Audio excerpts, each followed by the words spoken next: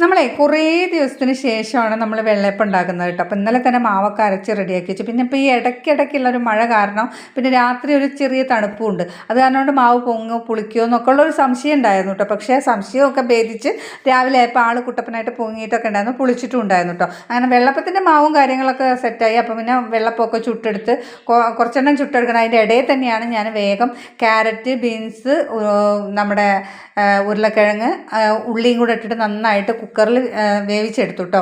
പിന്നെ ഉള്ളി ഇട്ടിട്ടില്ല കേട്ടോ. ഉള്ളി ഞാൻ എണ്ണയിൽ വഴറ്റിയിട്ടാണ് കേട്ടോ എടുക്കാറ്. അങ്ങനെ അത് ചെയ്യുന്നതിൻ്റെ ഒപ്പം തന്നെ ഞാൻ നമ്മുടെ അപ്പം ചുടുന്നതും ചെയ്യുന്നുണ്ട്.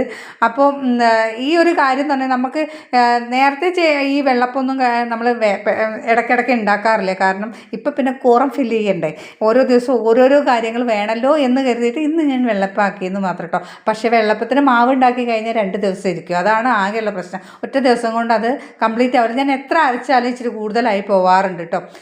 നമ്മൾ ദോശമാവിൻ്റെ ആ രൂപത്തിലാണ് ആയിപ്പോവും, കുറച്ച് കൂടുതലായി പോവും. പിന്നെ അത് വേറൊരു ദിവസം എടുത്ത് ചെയ്യണ്ടേന്ന് കരുതിയിട്ടാണ് കേട്ടോ.